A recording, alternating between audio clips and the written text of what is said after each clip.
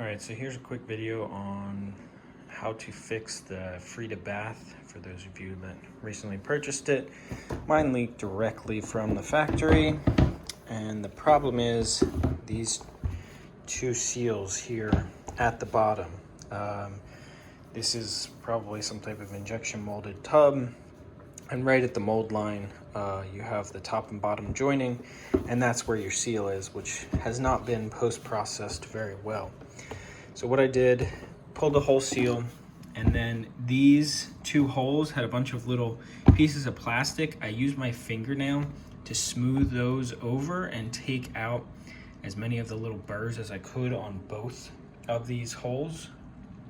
Sorry, I guess technically all four. 1, 2, 3, and 4.